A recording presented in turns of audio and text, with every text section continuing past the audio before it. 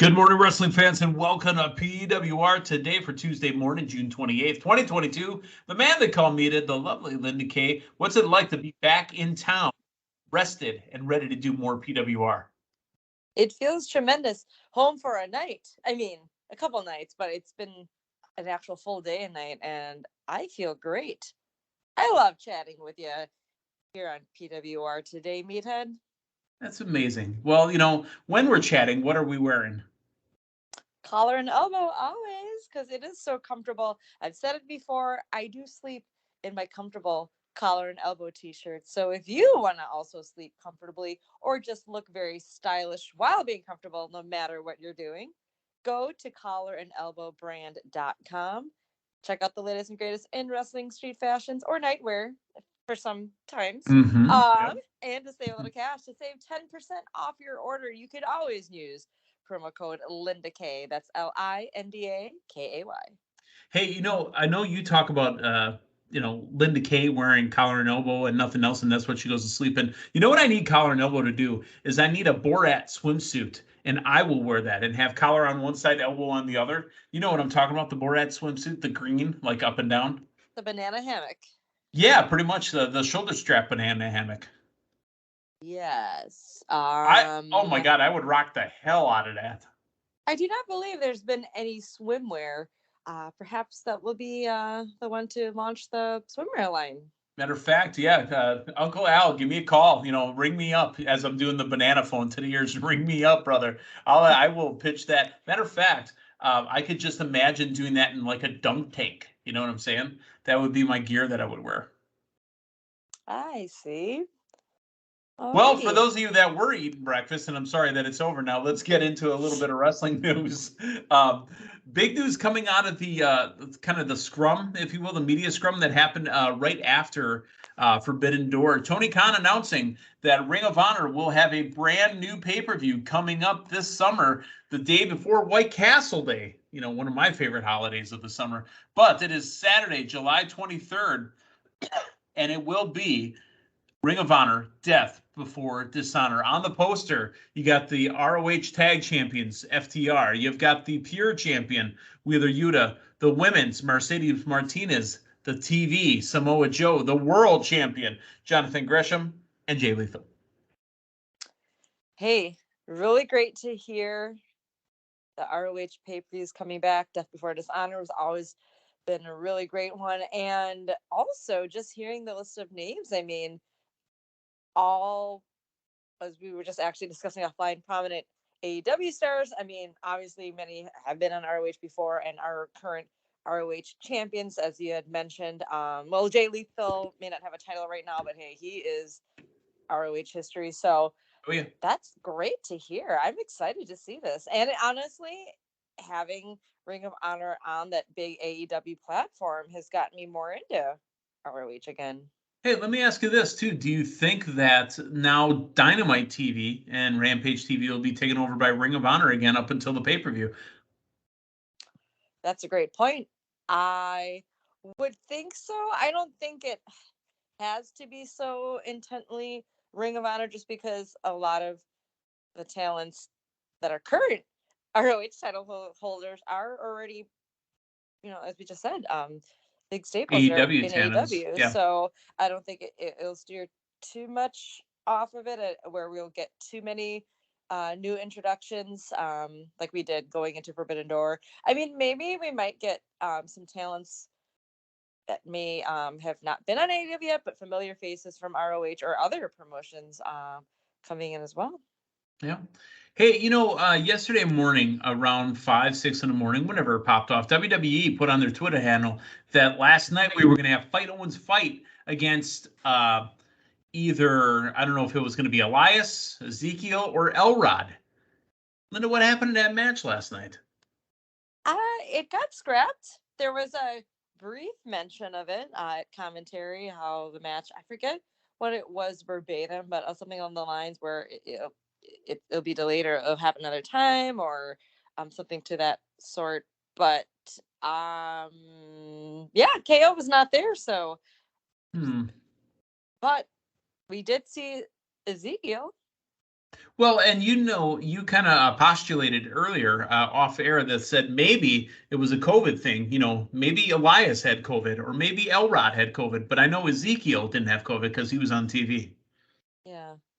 Well, if they did, they were somewhere isolated because Ezekiel did say that they were there, but we just couldn't see them, just like how we couldn't see John Cena. Oh. Yeah.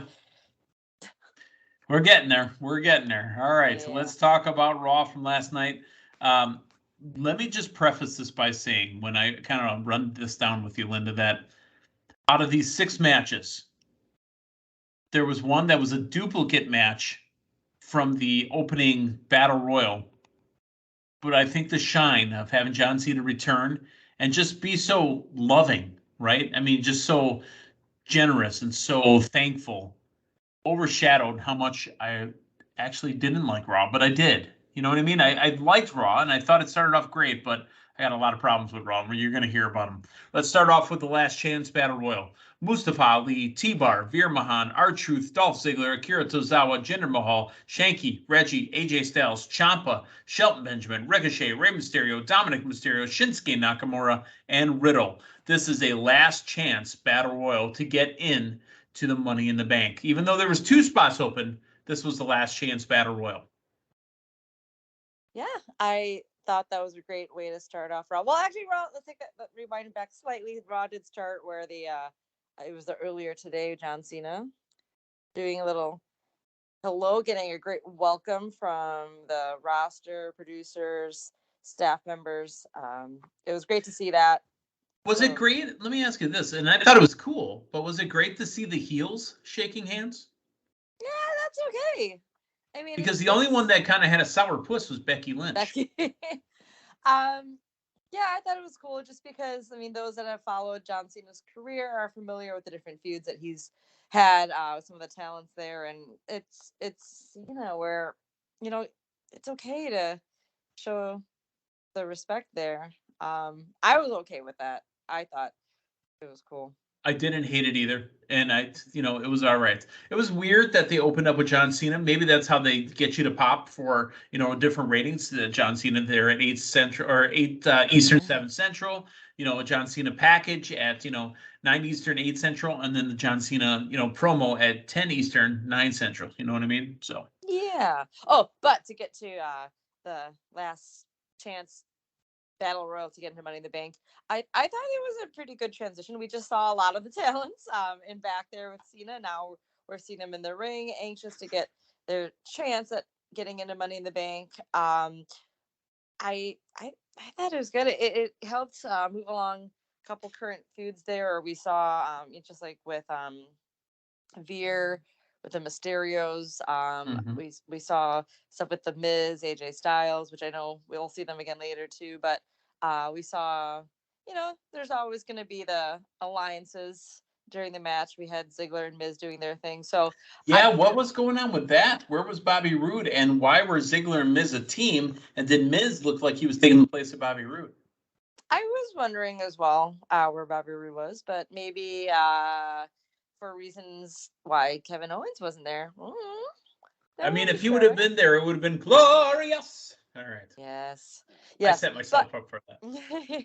But I did like it. I liked how it was the Mysterios with Ali that took Veer out. Right? Yeah. Just stuff like that. It was also a mix of SmackDown superstars in there as well. So that just both brought shows cool were there. That I liked. Yeah. So the crowd came hot. The crowd came hot. They really did. So, and we'll get to that in just a little bit. But the winner, and I really thought this match was built for Riddle. The winner is Riddle. Riddle moves on to Money in the Bank. Riddle is the hottest up and comer right now on the face side. As far as channeling still the vibes of his bro Randy Orton. What do you call him? His bro Chacho? Bro Chacho. Yeah. See, I'm okay with that. Yeah, no, I love Riddle. I definitely feel he is the hottest star right now in WWE. I mean, every opportunity that he's given, he really doesn't, it sounds cliche, but he does give it his all, and you can see it. Yep. Video packages from Shawn Michaels, The Big Show, and we'll get back to that in a second. Booker T, Daniel Bryan, otherwise known as Bryan Danielson, Trish Stratus and Triple H all paying tribute to 20 years of John Cena. Those are AEW talents there, Linda. Big Show and Daniel Bryan Danielson. Yeah, I at first was like, oh, that's, and you got to take a step back and think like, okay, I know Big Show Paul White does more of the commentary stuff on AEW Dark or Still Dark works for a Elevation. certain company. I know, but just in my mind at first, I was just like, oh, cool. And then I was like, wait, right. Yeah. And then Daniel Bryan, I'm like, wait. But it made me think about, and I don't want to segue too far ahead, but when we've had a certain AEW star that was on the Broken Skull Ranch, that was like, yes, what is he doing there? So it looks like, and I like that they're playing nice. That's nice. I love playing that. Nice. I was gonna make a Forbidden Door reference, but yes, playing nice. Playing nice. Remember, we did have the Impact Knockouts champion at the Royal Rumble coming out to her Impact music and wearing her Impact Knockouts championship. So we're playing nice. I like playing nice. Boy, another person that was almost the Tony Schiavone at WWE last night, Kevin Patrick. That dude was everywhere last night. Yeah, that's cool. I like him. I like his adaptability. He's got some fun interactions, some funny haha moments. But he had a big role, a couple different spots last night. Yep. All right. Undisputed WWE Tag Team Champion Jey Uso was Jimmy on his side, taking on Montez Ford when Angelo Dawkins on his side. But before that, we had a little interaction between the Prophets and John Cena. And they said, you can't see him. And then D'Angelo looks over to an empty stop. Oh, wait, he's over there. That was I thought they should have said, oh, I can't see him. It's because he's over there. Just that little bit. I'm just nitpicking, right? If he would have said, you can't see him, it's because he's over there. But I loved it. And then John Cena whispered, hey, never give up because you want to smoke. Never give up because we want to smoke. Never give up because we want to smoke. Boy, oh boy, the Street Profits are over. I think you could see the pure joy they had in having that segment with John too. Yeah, absolutely. Hey, Montez Ford damn near hit the briefcases over the center of the ring on that final frog splash. Wow. Did you see him even put one hand up? I did notice this thing was a little different. And then when they showed the replay, and I think Corey Grace was saying he damn near touched the briefcases, and he legit put one hand up to try to touch it. That's funny. I like that stuff. Oh, it was great. About 2 years ago, I think it was about 2 years ago, that it might have been Jimmy or Jay, or it might have been one of the Street Profits. I don't remember, but they did some high flying move and then stopped and stared at the camera, and they came back, a la Chris Jericho from like on Sunday nights when he was like, ah! Yes, that's right. See, I love when the boys are having fun. The winner of the match, Montez Ford. Hey, did you see who returned last night after about a week or so absence, even though their girl is out with a brain injury? It was the Judgment Day. It's Finn Balor and Damian Priest kind of getting up in the face of Rey and Dominic. And you know what? They're not wrong. Rey Mysterio's 20-year anniversary with WWE is coming up too. But they don't give them a lot of the hype that they're giving John Cena. Yeah, that is true. And stirring the pot even more when Finn Balor was saying, was that line after that, something about him not being a good father? Well, maybe it's not that Dominic is bad. Maybe you're just a bad father. Well, here's the thing, though. The difference between Rey and John is that John, obviously, with the Make-A-Wish, with the crossover appeal in Hollywood, and John's only worked for one company. Rey came from WCW and ECW and's worked other companies since. Yep, I was just gonna say Cena. Well, Cena, I mean, yes, OVW was, farm league, if you will, for WWE, but still, he was in WWE all the way, pretty much. Okay, career retrospective on John Cena. Linda, did you get the feels? Oh yeah, I love John Cena. One of my favorites of all time. Oh. Tell me what elaborate. Just looking forward to this night. I mean, I've just always been a huge fan, and I made sure to get a picture up last night. I had to dig around to find a picture. If I looked at the date correctly of when I had posted it originally on Facebook, it would have been 10 years ago. I know that it was distinctly from a Wizard World Comic Con in Chicago that it's a funny story that I won't bore the details here. I know we're on time here, but it was one where I was running behind in Chicago traffic, and I had a short time window to try to make this meet and greet that I was signed up for. I'm like, there's no way I'm missing John Cena. Like, oh my goodness, no way. Well, and then it was almost time for your time to be up, but the time was now. Yes, it sure was. I made sure to hop out of my car, told my friend, find a place to park it. I'm running in. I literally had my moment of I was picturing myself like Al Bundy with the football, just running. Oh, nice. Making my Were way you scoring 4 touchdowns? through. Yes, well, yes, but I did pass the goal. I mean, not the goal line. The Yeah, the goal line marker in the end zone. Yes, thank you, because I was last in line to finally get my spot. I'm like huffing and puffing because I literally like felt like I stiff armed people in their costumes.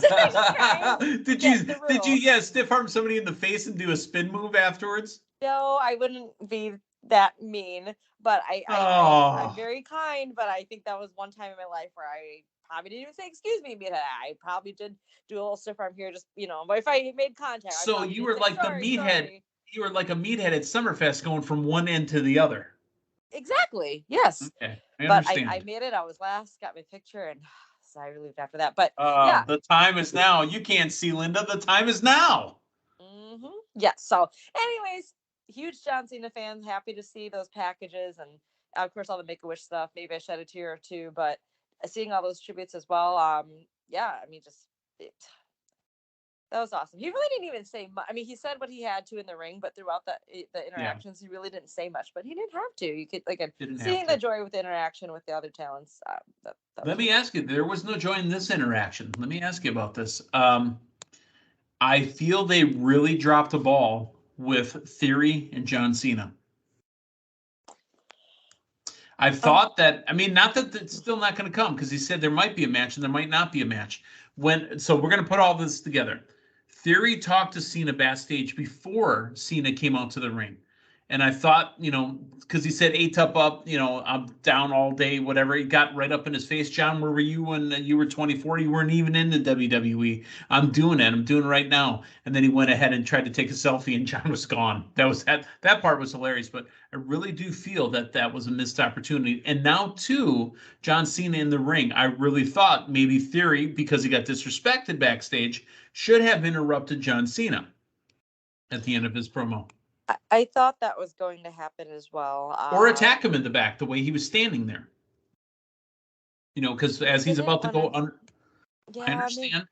Maybe they want to ruin such a feel-good moment, as we said. But this is wrestling. I know, but it doesn't mean it, like you said, it still can't happen. I mean, we got Theory and Lashley at Money in the Bank. We have that opportunity for Theory and Cena for SummerSlam.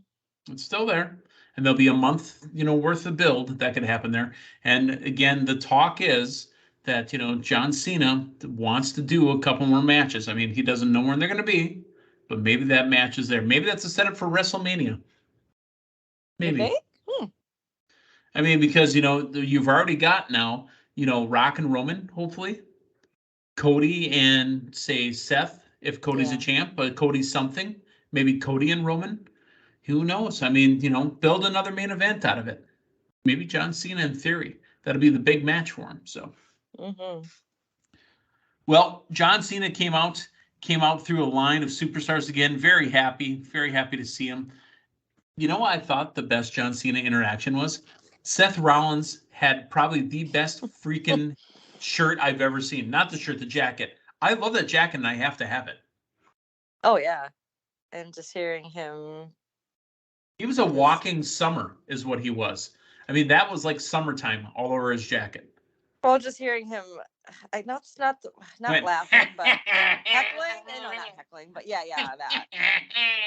He was laughing Rollins style to Cena's music. Did you not catch that? Oh, no, that's what I was saying. Yeah, I was like, I didn't say laugh because it wasn't heckling, but what's the word?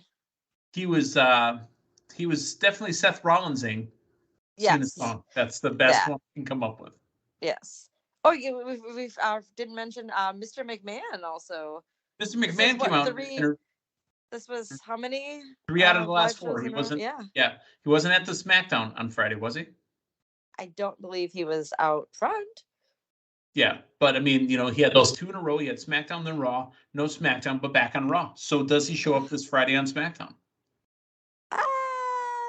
don't think so. Saturday at Money in the Bank? Perhaps. Okay. Well, you never know. But after we got done with John Cena in the ring, we're back to Miz and AJ Styles, and it's Kevin Patrick again, the Tony Schiavone of WWE, now bringing out Miz for a non-Miz TV. I'm confused. And here comes AJ Styles again, and they're going to have a match, even though they already wrestled. What the hell is going on here? Well, there was also the footage of Logan Paul, perhaps. Yeah, even more. What is that? I mean, you want to talk about right after Cena throwing a wrench and slamming on the brakes? That's what Raw was. After Cena was done, and Cena was at the top of the 10 o'clock hour Eastern, 9 Central, so we still had an hour to go. That crowd just didn't care. I think getting a Miz AJ Styles match, even though they already wrestled, I think that would be something to get the crowd back in. Possibly. But think about this. You've been built up to this big show. Oh my God, we live in Laredo, and John Cena's going to come back. This is a big national show. John Cena's here. And that's it. We still had Cena segments and back.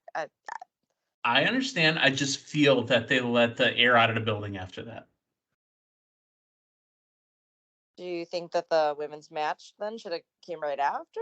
Or what? I think the women's match should have been right before Cena. I think the women's match should have closed it. You would have had a hot crowd watching the women's match and then get to Cena. The women's match could have been the the 10 Eastern, 9 Central match to maybe 9:30 and let Cena take the last half hour. Yeah. Well. And Styles got busted up a bunch of spots. He had a bunch of red spots all over his face. Again. I mean, AJ Styles looks like he's been taking a beating the last 6 months. Remember, he had that big, when he said congratulations at TNA's Impact Slammiversary, he had that big set of stitches across his forehead. Mm-hmm. So I'm saying again, oh, hey, man. Let's talk more John Cena here, because it is a John Cena celebration night. We also had videos from Le Champion, the Wizard. What is he doing on Raw? Yeah, that's who obviously I was talking about earlier, referencing. I thought that was great. That was a huge surprise. I mean, I think it was like JBL, then all of a sudden you see it says Chris Jericho, and you hear the crowd just like, whoa!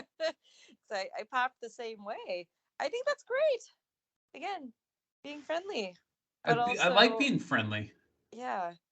It's just interesting because, again, we did see Big Show and Bryan Danielson earlier, and then did not expect to see Chris Jericho in the next set of tributes, but I thought that was really cool. I thought it was very cool. And again, happy that they're doing it. So again, I like it when they're playing nice with each other. Ezekiel backstage with John Cena, and he's happy to meet him and ask about Elias. Ezekiel says that Elias is somewhere with Elrod. Elrod, Trod with Elrod. I thought it'd be Elrod the Bod, but we're going to trod with Elrod. You know what? I struggle with that. Again, the Theory Cena stuff. I know we skipped ahead here, but the Theory Cena stuff, I thought there was a huge miss. Let's go to the ring, and there's Kevin Patrick one more time, this time bringing out Bianca Belair. I'm glad to see Bianca Belair got mic time, because how many weeks in a row has she been out to watch all these matches to qualify for a chance to wrestle her or for Money in the Bank, and she just sits at the side of commentary and is not allowed to say anything? No, it's great. She can talk, so let's have her do it. And her and Carmella got that face off, which I thought was great interaction. Definitely got me more into their match coming up at Money in the Bank, but that was good. Got a little physicality, but mainly just the talking, which they can both do, and I enjoyed that segment. All right. Liv Morgan took on Alexa Bliss. Okay. I thought they were going to be friendly, and they both, they won a tag match to get into the women's Money in the Bank, and now they're wrestling each other. I think that this makes me think that there's going to be something happening between the two of them at Money in the Bank. Maybe it might come down to them and one pushes one down the ladder. I don't know. But there's also teases that, they could be a tag team. But I like them just being separate singles wrestlers. And I think this is a feud that could be in the making. All right, let's talk the 2-on-1 handicap match. Bobby Lashley versus the Alpha Academy of Chad Gable and Otis Special Enforcer Theory. So it's not like they don't cross promote, promos or programs back and forth, but it looks like they're keeping Theory exclusively working in the Bobby Lashley section, and Bobby Lashley basically destroys the Alpha Academy, and Bobby Lashley is ready to take on Theory this Saturday at Money in the Bank. Yeah, I think just if they're going to keep Theory strictly with Lashley, let's keep this thing rolling. I think whatever will happen at Money in the Bank will happen. Just to roll right into Theory Cena feud going into SummerSlam. I feel it. I thought this was a really good idea to have Cody Rhodes on TV and show what he looked like. Obviously, he's got the huge bandage on because he just had the surgery. And I thought they might even show him doing a little physical therapy, but it's still keeping Cody on TV. We remember Cody. Yeah, I thought that was a great addition to the Cena night as well. Yeah. No, I thought that was pretty well placed. Finally, the last chance elimination match: Becky Lynch, Doudrop, Nikki ASH, Xia Li, Shayna Baszler, Tamina. Hey, Linda, you've had a match or two, right? And you've been in the ring before. If you got your opponent down, do you need to take your rubber band out of your hair before you put on a move? There was something that just drove me nuts. Again, I'm nitpicking here, but Shayna Baszler's about to drop an elbow. But first, let me get my rubber band out of my hair to drop my elbow. Took me completely out of the match. And plus, like I said, there was somebody like yelling. It sounded like they were in a warehouse, like it was back to COVID times, in the Thunderdome, because I could hear the person in the crowd echoing throughout the entire building. This night was poorly booked as far as the placement of the segments. I thought there was great segments all night long, but this was almost a disrespect to the women to go on last, because by the time that they had seen Cena, got everything they were looking for with the John Cena, stuff, and then the men's battle royal, this match nobody cared about. They barely got up for it, but they did get up when Becky Lynch won the match, earned her way into Money in the Bank. Great to see that. There was that one final spot. Kind of figured it would be Becky Lynch, especially with just her unfortunate weeks that she's been having. I'm glad she's getting this opportunity. We need a big name like Big Time Bex added to this ladder match. And I was thinking, I just had mentioned Alexa Bliss and Liv Morgan, but I did not put Becky Lynch in that equation quite yet. Yeah. Yeah. No, Becky's perfect. I think Becky's perfect in this match. Hey, the Ezekiel or Elias or Elrod versus Kevin Owens match has to happen this Friday, because right now the men's Money in the Bank ladder match only has 6 competitors in it, and they're supposed to have 7. It's currently Drew McIntyre, Sheamus, Matt Riddle, Sami Zayn, Seth Rollins, and Omos. And then the final spot goes to either Kevin Owens or one of the 3 Elias brothers. Or Samson brothers, excuse me. His name used to be Elias Samson. So it's probably Elias Samson, Ezekiel Samson, or Elrod Samson. Do you know that Ezekiel's a middle child? That Elias is the oldest and Elrod's the youngest? I do now. But did you also remember when before it was Elias Samson, it was the Drifter? Yeah, the Drifter. Yep, that was NXT style right there. Mm-hmm. All right. Well, that was Raw from last night. I'm glad the Cena fans got what they were looking for, even the non-Cena fans. It was nice to see John Cena. I'm ready for Peacemaker Season 2. Yeah. You saw him? Well, sometimes you can't see him, but okay. It was nice to have John Cena on television. And yes, we did see him. Tomorrow, NXT, we're going to find out more about what's going on with the family between Legado El Fantasma and what's his family's name again, with dimes and knuckles and pennies and nickels? D'Angelo family. The Angelo family and quarter bills or whatever they're called. We'll see how that carries on. Plus more with Braun Baker and everybody else. So for Linda Kay, the man they call Meathead, hey, thanks for stopping by. So long, everyone.